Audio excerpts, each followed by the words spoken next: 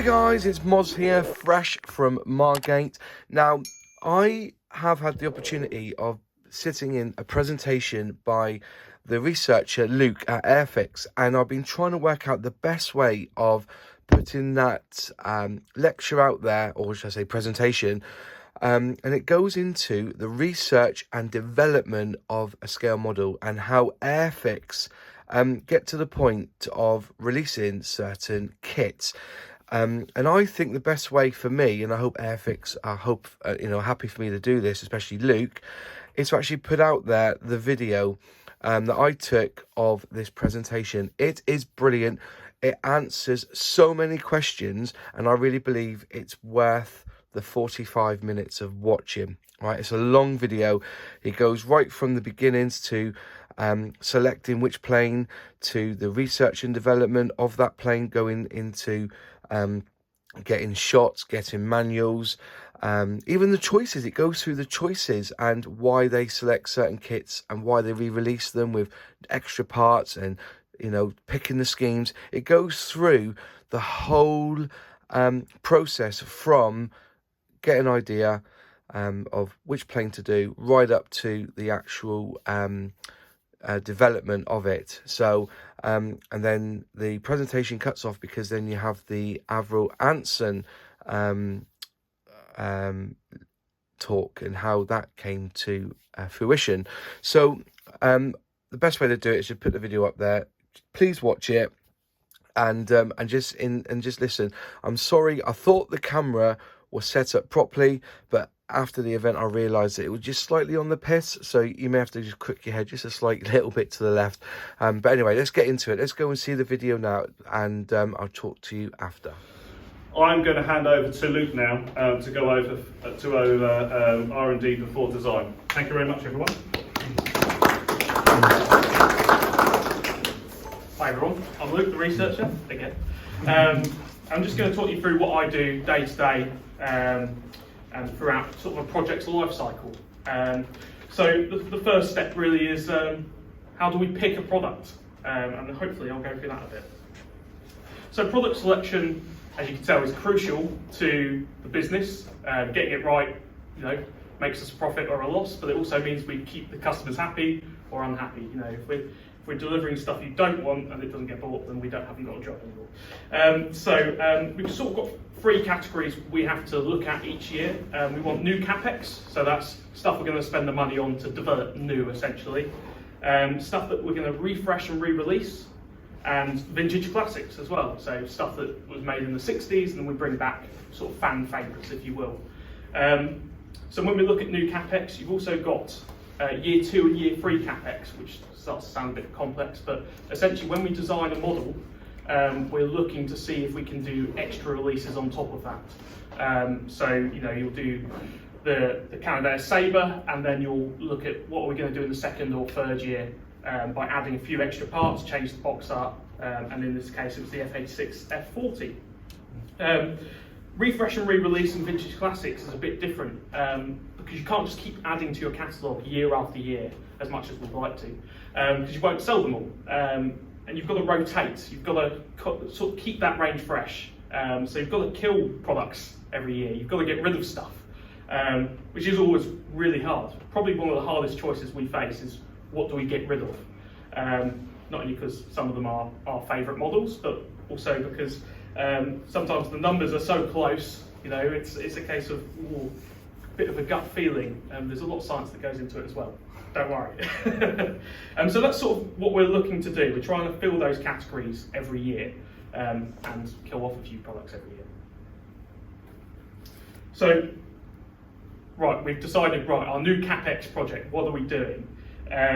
We've got a few things to look at. So are there any gaps in the market? Is there anything that's really obvious, or maybe not so obvious, that no model company's done in ages? The Walrus is an example of that you see, and there's plenty of others. If it's not been done, great, let's jump in. But the model market's so evolved now, everything seems to have been done in some capacity. There are exceptions, thankfully. Release schedule. So as I was sort of saying on year 2, year 3 capex, you want to be able to release a model and then the year after add parts and ideally every year after that keep adding parts, but there's limitations to what you can do in plastic. So we're looking at that. Can we get more than one release out of a model? The Seeking at 70 seconds is a really good example of that. There's loads of releases you can do. Ranges. So you don't just want to release a product by itself with nothing around it, because people like to build collections. They like to build similar subjects. So the Buccaneer is a good example of Fleet Air Arm. You know, we're very aware people like to build that. So you sort of try and cater that. And you know, Cold War jets, the Vampires are a good example of that. There are rule breakers. There are things that don't fit the mould, things that we shouldn't do, or on paper it looks like we shouldn't do. The Swift is maybe an example of that. You know, the release schedule after that, there isn't one. It's a single release. But again, there's a gap in the market, maybe. So rule breakers in some terms, you know, in some ways, but also if there's a gap, it's great. And of course, previous sales. We have to look at what has sold before, what's going to sell again, what's going to make us the money. And yes, there's a Spitfire up there because they make us lots of money, they sell lots, people enjoy Spitfires. And also sort of the reputation of an aircraft. So I think part of the reason we sell more Spitfires than Hurricanes is because it's the more glamorous aircraft. You know, everyone seems to be a fan of a Spitfire. And it goes for all the other ranges as well. There'll be sort of an icon of that range, and then ones that are lesser known. So we look at that.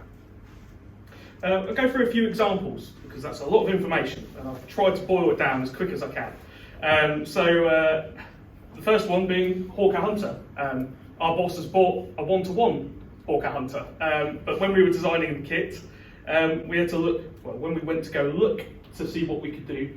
The part of this is there's a bit of a gap in the market. So at 48, Hunter hadn't really been done in a while. So, you know, we use the modeller's favourite tool, ScaleMates, quite a bit to see what's out there, as well as our knowledge as modelers. And, you know, you can look at the Academy and Italeri one. Even though there might be more recent releases, you go, oh, they released that last year. Yes, but the tooling's from 97 or the tooling's from 78 and it's been reboxed 20 times. So we have to look at stuff like that. Are there gaps? Is it, you know, we're Airfix, we're a British company, and when we pick subjects, quite often that's our niche, British subjects, something that connects everyone to, you know, the motherland, shall we say. Has to be iconic, as I was saying about Spitfire.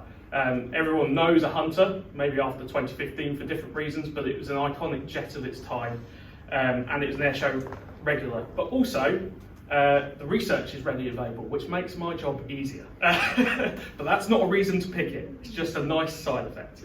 I put a little con down there, which is lack of enthusiasm, because something we noticed with the Hunter was maybe there's a gap because no one wants a Hunter. We haven't found that, thankfully. But you do have to question it. Why has no one built that? Why has no one done that model? And it keeps us awake at night. Another example is 70-second Seeking. As I was saying on the first one, you know, release schedule, making sure you've got enough legs in the model to go the distance and sell lots of different variants. You know, and adding to a range as well. So something that some of you might notice is rotaries missing from the range bit, and it's one of my passions is to, you know, I like helicopters, so it's a nice subject. And there's always the possibility to expand. So you might design for 2 or 3 models, but then in 10 years' time, you might turn around and go, right, what have we got in the tool bank that we can change slightly and bring back out to make it significantly different, something that's a bit odd. You know, we don't modify the tooling, but we might add parts. But again, cons, you can't do the Sikorsky variants of the Seeking if you're doing the Western, so you immediately tie your hands, you know, one hand behind your back. With that sort of thing. One example of getting the legs out of the tooling, releasing lots of from the original tool, is the P51, which I believe you designed. And trying to add parts each time and do a new model. So luckily this year we've sort of come full circle. So we released the original one way back, you'll have to tell me the year. Testing memory. And you'll see it sort of every year since then we've brought out a new version of that. And down the bottom is our newest one, the Millie G boxing, which is sort of back to the original part count. as the original release. But you'll see here, this spreadsheet that looks very dull and not very interesting actually breaks down what parts are going to be in each boxing. And this is something Matt and all the other designers will put together to work out, right, where are these parts sitting in the tool? Can we sort of add them onto an extra box and stuff like that? So you'll see F51D, P51D late. There'll be different versions that we account for. So it's a lot of planning before we've even made the model. And I think I might be short if I don't mention starter sets. Obviously quite a new range. This is sort of, again, a bit different to how we'd normally select new CapEx, because you're looking at very much what's famous, what kids know. So Spitfire and Red Arrow's Hawk are obvious choices there, and the Firefly and the Tiger. But also you've got the civilian stuff, which is being pushed for more, because more and more parents don't want to buy war machines, let's say. They want to buy something that's not to do with war. And we've got the supercar range for that. And Dale, you wanted to say a few bits you mentioned? Did I? Yeah, you did. You can ask questions throughout if you're all happy with asking questions throughout this. That's the first thing that just came to mind as soon as I sat down. But obviously there's a lot of focus on starter sets. There has been over the last couple of years with the new Spitfire, the new Hawk, the tanks are obviously new in centre second. And then this year with the supercars. You're going to see that next year as well. Okay, so we have got a 5-year plan with starter sets, and then after that, we don't know where we're going to go with it, but we will have a significant range of new tooled for beginners from the outset under starter set boxings. All right, so basically give you a heads up. Next year's product announcement might not be as glamorous as the enthusiast would hope for. There might not be a 148 scale Buccaneer.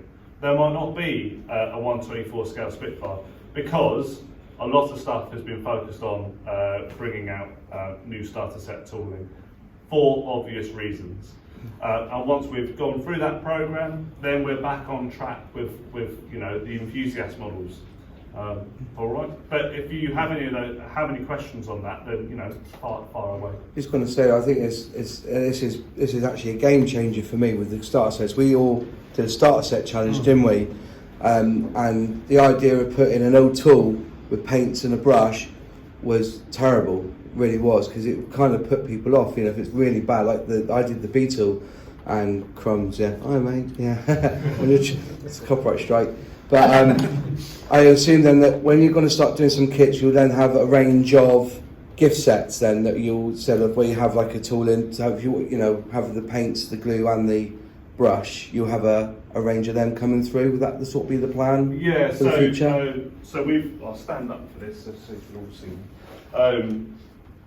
see. So obviously we've up until last year we had loads of hanging gift sets we called starter sets, and the toolings for those were predominantly from our classic range. Okay, so the products have been designed to be a classic kit for the enthusiast, but there was a gap in the market within the starter set gift set range, and of course we're looking at as a business where those products sit in the market. So you're never going to sell classic kits into Tesco's, for example. All right. That other supermarkets are available. They're going to want gift sets because their consumers are looking for something to do at the weekend. They're a first-time buyer. We're coming away from putting classic tooling into starter sets. All right, because whilst the build might be fine, it will be a new tool from certainly the last 8 or 10 years, being a Hornby tool. It's still not going to give the beginner modeler the best experience. And actually, Matt, you cover this in one of your videos, don't you? So, where you talk about the difference between the Mark 5C Classic and the Mark 5C gift set, and why they're different. And if you look at it, they're both the same 72nd scale Mark 5C Spitfire. All right, part counts are very different. The way that the parts have been split on the sprue is completely different. So the way the guys did that was design the Mark 5C Spitfire shape, and Matt's going to talk about that with the answer and everything, and then essentially save the file twice, save as. You've got 2 projects now. One was then split up to be a starter set and contains 26 parts for that Spitfire. The classic kit is a classic kit. It's 76 parts. When you build them and put them next to each other, and Poundjet has said this himself, when you put them next to each other, you have no idea which is which. All right? It's cockpit detail bits and pieces, but by the time you put the canopy on, you have no idea which is which. But for a beginner, and it might not be a child, it could be an adult, only having 26 parts to put together, none of the fiddly bits, because we've moulded them on or we've just left them out altogether, will hopefully mean for a better experience to begin with. All right, so that's what the team have done a fantastic job in doing over the last couple of years, and that's what you're seeing here.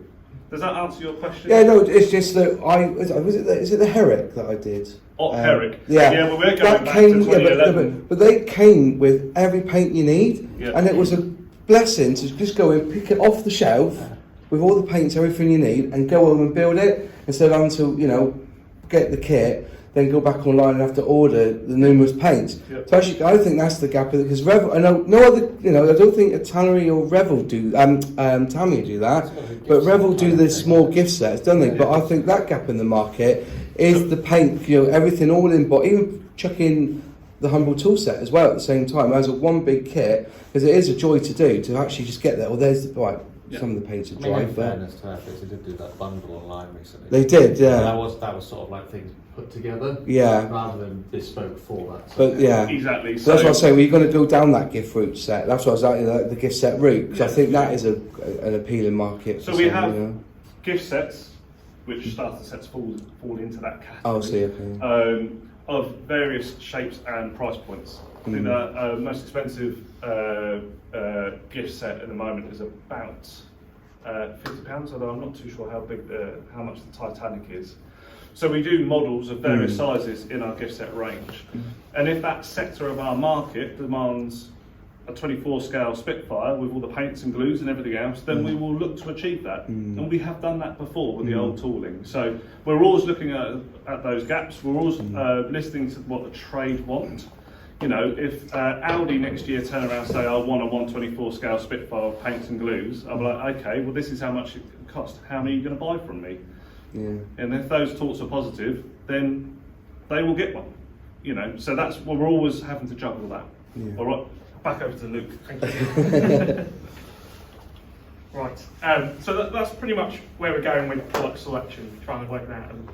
And hopefully talk through, as I'm the researcher, I do a lot of research, as you'd imagine.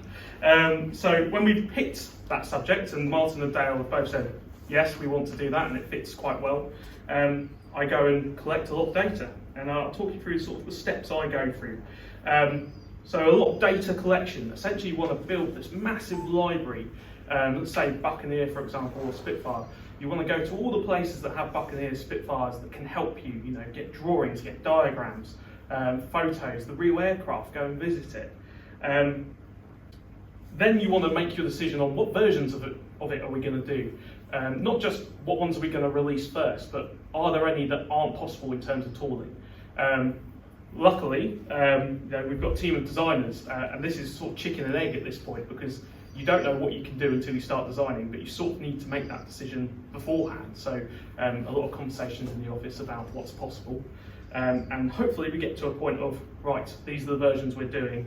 And what feeds into that is not just CAD and what's possible in terms of the plastic, but also what can we research, and just generally the ease of R&D, can we do it?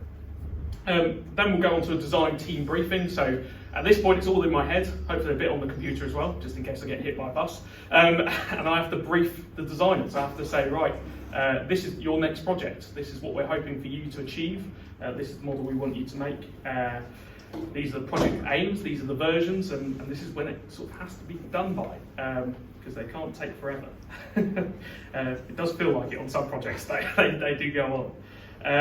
And then at that point, it's a lot more data collection, so that the designers started the project, but the research is nowhere near done at that point. Hopefully it's mainly there, but there's lots of things. It will be you kicking yourself because you didn't take that photo of that air intake when you were at a museum, and it's a lot of driving back and forth and filling those gaps of knowledge that you might not have been aware of at the time.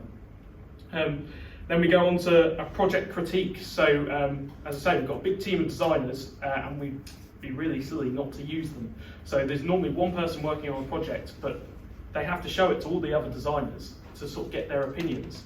And that's sort of an ongoing process, but we often schedule in sort of dedicated meetings to go through rivet by rivet what's wrong with this aircraft. And a lot of these designers are fresh eyes, but they're also strangers to the aircraft. They're not aware of the minutiae, shall we say. But it really helps. It points out some really obvious things that you go, how did I miss that?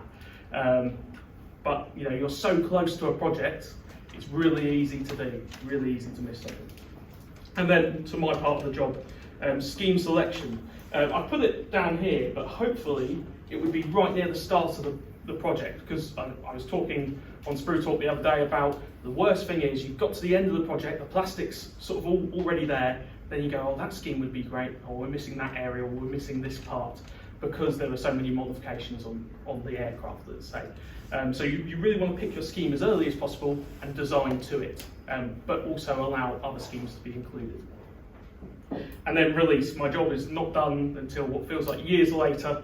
You've got to write copy, you've got to check instructions, you've got to do Q&As, there's ongoing stuff after a product's been released, and you're constantly checking the forums to sort of manage that. So that's my job. Really short, boiled down into about five or so minutes. So I'll go through sort of that, but hopefully with a few more pictures. So the research process, I've used the Hunter and I've split between the Spitfire as well. So as I say, data collection, you want to be looking at manuals. Stuff that's really helpful is sort of repair and reconditioning manuals. Drawings aren't always available. We, as the British, are terrible compared to our American cousins at keeping records from production drawings. You could go to the Smithsonian and pretty much order a whole set of drawings for the B-25, as we did, I believe, and the B-17. If you want to do that for the Vulcan, no hope. You will find bits, and you'll find here, there, everywhere. You find stories of these companies getting sort of bought out and merged into one, and drawings being thrown into furnaces, and people trying to save it in the backs of their car. So you end up with a snapshot of the time, but nowhere near the full amount. So manuals are normally sort of a godsend for that. And I know Buccaneer, it was really helpful, repair and reconditioning. Did you go to the archive? I did, yeah. Did go to the BAE archive. Can't talk about it. Can't talk about what was in there, but I think were you the first person to ever go in there? It was got in there? part of BAE's. It wasn't their actual archive. It was some of their archive material, but I was the first researcher to view it, and I can't say what it was. No. Sorry. Giving me away there, Dale. So, as I sort of mentioned, you've got all the paper stuff, but you've also got visiting the aircraft, and it's invaluable. I started the job thinking, right, get all the drawings, get all the documents together, and the designers can go. Visiting the aircraft is crucial. Otherwise you'll miss really small things, and the designer will get a feel for the aircraft. And at this point they're probably involved. They've done the skeleton model or getting over the skeleton model. They come to detailing. They really need to see the real thing to get an appreciation for it and do a photo walk around. So we do take loads of photos, as you can see here. This is from when we were researching the Hunter. I believe that top left photo is at Tangmere. So we try and keep it local if we can, just to save the miles, and take as many photos as we can. That little stick down there gives us a reference for how big it is. It's very hard to. It's like putting a penny next to something when you're selling it on eBay, let's say, to give a perspective of size. When you come to look at it, maybe a month, 2 months, 6 months later, because you tell yourself, I'll remember that, and you never do. Going on, so talk about building this library of stuff. You want original drawings where you can. Spitfire is one example where we've got quite a lot of drawings. We've made quite a few Spitfires over the years, so when we came to do the 9, we had quite a lot of information. You want to look at restored aircraft. You use that where you can. but you have to be very, very, very careful. You know, there's stuff that's been added in, not just radios, modifications over its lifetime, and that you might not be aware of, and the person showing you round, the people that own these aircraft, might not be aware of. So you really have to cross-reference with period photos, and you do a lot of looking between. It's like the biggest game, spot the difference, and that's most of my job, spot the difference. And then you also want to talk to experts. Invaluable. They are amazing. The stuff people know that you, by searching Google or other things, you'd never find out. You need to get in contact with people that know their stuff, essentially, and they can hold your hand. If you find a good expert, it makes my job very easy, and it makes the designer's job a bit easier as well, because they can point out things you'd never have thought of. And then 3D scanning as well. That's a useful tool, but again, it goes back to restored aircraft. You have to be very careful with it and making sure you don't copy anything that shouldn't be there. And here are just a few more drawings from the Spitfire. So you can see we've got loads, original Supermarine drawings stored on the cloud, the server where we are. I mentioned this critique that we did, and this is actually from when Matt was critiquing the Mark 9 Spitfire. We go through and we look at everything. So you'll see down here on the right, you've got the air bottles. Chris was reading one of these books and saw an image of the air bottles and created them as he thought they were. It's not until we came to look at it we realised the one in the restored aircraft that the photo was of was the NATO air bottles, not the originals. And here's one of the drawings that we had and a photo that we had as well. So looking at small things like that, again, really easy to slip through the net. This is why you need fresh eyes on everything. Small things like mirroring rivets, rather than handing them, it takes a lot of attention to detail to notice that on something that's as big as a Spitfire when you're looking at individual rivets. But our consumers would know. And various aerials, and you go through step by step, looking all the way down the aircraft, trying to find anything that's wrong. It's quite brutal at times. You end up with an 80-slide presentation. You go, well done, it's really good. Right, all these things are wrong, and they hate you. And then going on to scheme selection, I'll breeze through this because I've spoken about it at length. But you want to pick a variety of schemes with any new model. So you've got the A scheme here and there. In fact, from the Mark 9C, you want to be picking something that's got wide appeal. So I believe in terms of national appeal, it's an RAF aircraft that's part of the Persian Gulf but flown by a Greek Rhodesian ace. So you've got a lot of stuff going on there. You've got a Canadian pilot and a Canadian squadron. You've got different nose artwork on the Spitfires across the 4 schemes. You've got the French scheme, you've got the American scheme. So you're trying to cater for as wide an audience as possible. You really have to do a lot of research into it, and you're trying not to tread on anyone else's toes. You don't want to do a scheme that Revell or Tamiya have done. You want to do something that's new to the market, something that's a bit different. So this is the A scheme, as seen flying over the beaches at D-Day before Johnny Topchest took over. But a famous aircraft nonetheless. EN 398, which might be famous for different reasons, but this is Ian Kelty's aircraft. Before Johnny Johnson took it over, a bit of a fan favourite aircraft for the Mark 9, which originally wasn't included in the schemes, but we thought we would go a bit different with EN 398, but we've included it due to pressure, let's say, demand, yes. And then this is the American scheme that we had, which is really nice. Garth Jarrett's, he was the sort of squadron leader of the 309. And then my personal favourite is the French clipped wing one, which is just what we like to call the weird and wacky scheme that we try and put in, something that's a bit different, a bit off the wall, shall we say. New age. And talking of 3D scanning earlier, worth mentioning before we go for break, I believe, we did scan the Spitfire after we designed it all. We were so confident in the drawings that we were confident the shape would be right. And it's not until I scanned T9 at Biggin Hill for Corgi, for their model, that we decided we'd, dirty word, sorry, we overlaid it, which was a nerve-wracking moment when I said, Chris, you've designed the Spitfire, we've got a scan of it, do you want to check if it's right? And it was sort of, no, we don't want to check. But I would say amazing. Not surprisingly at all, it was perfect to fit over. Apart from the front cockpit on the T9 is slightly forward by 13 inches, and I tried to convince Chris that he got the whole position of the cockpit wrong, but he didn't buy it. But it just shows, it's not the be-all and end-all 3D scanning, but it can help. And then, coffee break, I believe. We're on a coffee break. Has anyone got any questions for Luke? To Luke again to talk to us about 3D scanning.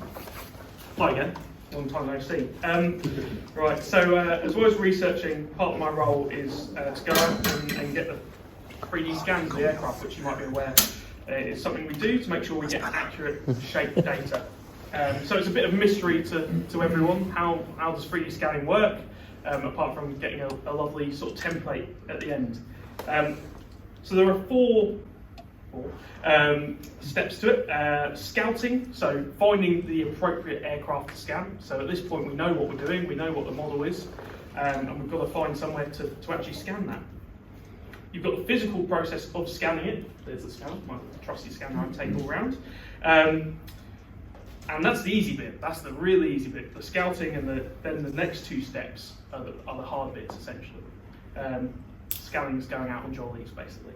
The third step is import and point cloud manipulation, which all sounds very complicated, but essentially you get a lot of data from this.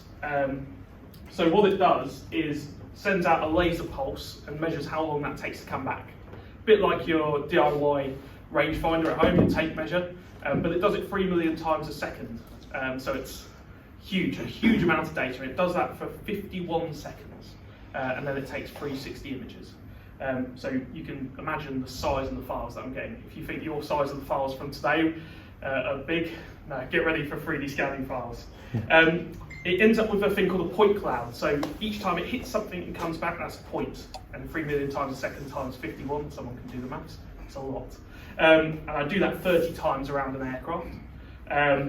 So you end up with a lot of these points, but it's not smart enough to know, I want that Spitfire, I want that Buccaneer. It will get everything. Everything that's around it will get. So I have to crop out what's around it, essentially. And then do something called meshing. So point cloud is pointless, pardon the pun, for the guys like Matt to actually use. You need to create it into a mesh, sort of a lot of little triangles that are all stitched together to work as a template. So to breeze through what we do, so scouting. So for the Buccaneer, I've used as an example here, there are lots of locations you can go to.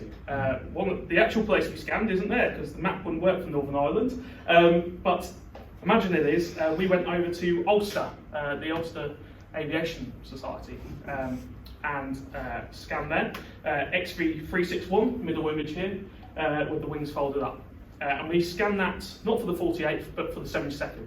Obviously it's the same template, it's the same aircraft, so you don't have to scan it again just to scale up. But you'll look at all sorts of things when you're going scanning. How accessible is the aircraft is one of the big ones. Can I get there? Not only can I drive there, but is there stuff around that aircraft? Is it UK based? Preferable if it is. Again, try to save those miles. Do we have a good relationship with the museum? There are some museums that don't like us and there are some that do. And we like to go to the ones that do because they're a lot nicer. Is it outside or inside? The worst thing we can do, so we rent this scanner, is hire it, spend all the money, drive up there, and then it pours it down with rain because it will not work. So preferably you're inside, just to avoid any of that will it rain, won't it? And that really is sleepless nights. When yes. Is it because it detects each individual raindrop? Yes, yeah. You will get most of the plane, you just won't get a very good, it won't be clear enough, so it will pick up on raindrops. You'll end up with a lot of noise around it. It's not great. Wind is not good as well because aircraft move around a bit in the wind, and the scanner is sensitive enough to pick that up. So when you come to combine all the scanners together, it will create lots of fuzzy surfaces where the aircraft is moving around in the wind. One example of that is when we scanned the TR9 at Biggin Hill. They wanted to have the aircraft half out of the hangar to get a really nice picture with the sun glinting off the wings, and I'm trying to scan it and they're trying to get their videos, and the wings are moving because the Spitfire's wing flexes quite a bit, and it started to look like a hummingbird on my scan because it was picking it up in lots of different positions. So I said, I know your pretty pictures are important, but we need to get the scan, so we had to roll it back in. So essentially, if it's inside, you get rid of all of that, and you can just focus on getting a decent scan. We don't just visit one aircraft either, not just for scanning, but also just researching them. So top ones up there are Teabaggers, the Buccaneer Aviation Group, with a funny name, the Cotswolds, and down the bottom is actually our local museum, RF Manson History Museum, and that's one of the most complete cockpits you'll ever find for a Buccaneer. And it actually saved our bacon at the last minute regards to the rear navigator's cockpit, and there's a screen there that we've never seen because it's so rare that they're actually preserved aircraft. So saved our bacon. Despite the grainy footage here, we are about to play a YouTube video. So no audio in here, unfortunately, and you're about to see a bit more of me. So we put together a little video that sort of explains it. So we were at Humbrol the other day, we were presenting the Buccaneer for the first time, and we thought we'd put together a little video that demystifies the whole process, essentially. What do we do? Me setting up a lovely tripod. So it's all really simple. Essentially, it all fits in one backpack. We've got a tripod. We set it up. God, he's taking his time setting up that tripod, isn't he? And we pop it on there, and it sends its 3 million pulses a second. I have an iPad that I then look at, and it shows me in real time the data that we're getting as sort of a snapshot, so I can cater where I can move the scanner to. And there it is. Setting up. So I'm looking to get all the aircraft. So when I say we scan it 30 times, I don't do it in the same place. I'm looking to move it around the aircraft and get a full picture. What we then struggle with, especially outside again, is getting the upper surfaces. So I have a tripod that I hire that's absolutely huge. It goes up to 5 meters. That bit of kit is about 50 grand. You're 5 meters up in the air and it's windy. It's not a nice situation to be in. You're watching it go like that, which obviously affects the scan, but more importantly, you're just thinking, right, don't crash on the priceless aircraft, and don't crash on me, don't break the scanner, please. So here we are, a PR9 that we're scanning. Before the rumour mill starts going, it was just for this, so don't worry. Or do worry if you wanted a PR9. So it's going away, you can see it sort of spinning up, and it moves around 360 at the same time, picking up all this data. And I also have to get the undersurfaces as well, so I'm constantly crawling around aircraft, moaning about my knees as I try and get under everything and doing all of that. And eventually you end up with a perfect 3D scan, fingers crossed. Right, here's, it just looks like a lot of dots, but if you can sort of see through it, down the bottom here we have a Buccaneer. See the wing fold there? This is a rough scan we did with 4 locations. So as I say, we normally do 30. This was a quick one to try and show you guys what data we get. As I say, it's not smart enough to know we just want that Buccaneer. So it's got a bit of the Hunter that was next to it, the Sea King in the top left there, and all sorts of other stuff. Obviously there's big black swathes of this picture because it can't see through things. So that's part of why I have to move it around and get as much image as I can. Here's another image of what I see on the iPad essentially as I'm going around. Those red dots and the links are where I've scanned. So it automatically knows where it is through lots of camera trickery, picks up fixed points and knows. You can move it and the dot will move. It's all very clever. That's East Midlands Aero Park. That is indeed. We did a bit of filming there, didn't we? Not too long ago. So that's the sort of stuff that I'm seeing. And then, as I say, all pointless for that so far. What I need to do is something called meshing. So as I say, this is a rough and ready file, and just something to demonstrate it. And you'll see it's rough and ready because we've got a big old triangle at the air intake, and don't need to be an aircraft spotter to know that's not on the Buccaneer. That's just where an extra point was, and it's trying to mesh it all together. Lots of little triangles, as you may be able to see, that big one there, but also all around it. The top one's been smoothed, which essentially gets rid of this triangle pattern, which is on the bottom there. You can sort of see the difference. And I'm trying to do that and make Matt's life as easy as possible, and the other designers. Also picks up on imperfections. See there's a bit of a dent on the fairing, which is just the example of don't copy that dent. Might seem obvious, but you know, someone might. And we've changed how we scan recently, so we don't hire out hire in external companies to do it for us. I go out and about and do it, which means we can scan multiple variants of the same aircraft cost effectively, and hopefully it leads to a more effective, a better model, let's say, more accurate. As I say, there's new possibilities with that. So you can see one of the designers there, Adam, who wanted himself scanned. It's not designed to scan Adam, but he wanted it. It's designed to scan buildings, this stuff. So we went down to Cosford and scanned all their hangar for them, War in the Air. So we've scanned the Lincoln, we've scanned everything in that hangar so that they can plan their aircraft movements in 3D. There's a benefit to us. We're not that kind-hearted. Obviously, we don't have the data. If we ever want to do anything in that hangar, we've got the scan, but it allows them to plan rather than in 2D on paper cutouts. They can do it in 3D and work out wings going over and pitot tubes not clashing. So there's new possibilities. Adam's standing on the Lincoln wing there. And then, just to show you the finished article, here's the Buccaneer scan from the UAS. It actually had the wings down, sorry, when we scanned it. One of the benefits, if you've got a live aircraft, you can get them to put it into different configurations as well, so that's always good. So that's what we end up with, and then Matt works his magic, which, talking of, there you go. Thank you very much, guys. So there you are. I hope that was interesting for you. I hope it answered a lot of questions that you may have had about the development of a model kit for Airfix. There will be another video coming of the Avril Anson, because that's a kit that I really want to build. I don't know where I'm going to put it to, but it's a kit, and because of all the glass that's available there, apparently, according to the designer, when I spoke to him, it's going to be one of the most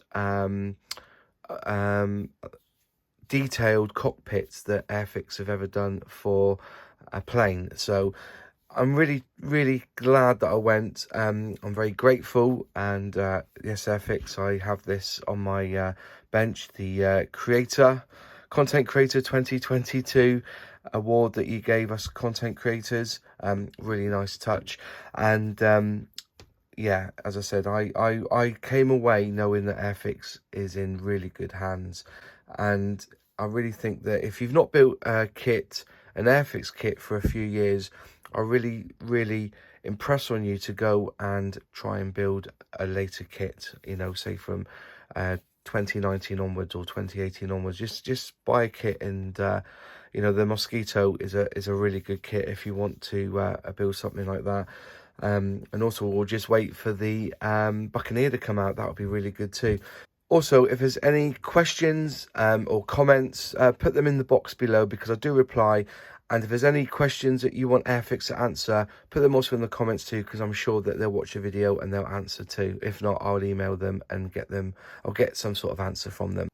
Hopefully Airfix will let me keep this up. If they don't, it will come down just as quick. But we were told we could film and put out on YouTube whatever we liked. And I think this was a brilliant presentation. Thank you, Luke, for your time at Airfix and for sharing that with us, and hopefully you enjoyed it too. If you liked the video, click like. If you haven't subscribed yet, please subscribe and ring that bell to be notified when I release a new video, and keep your eye out, because there's going to be a lot more content from Margate from me. Thanks for watching, and I'll see you soon.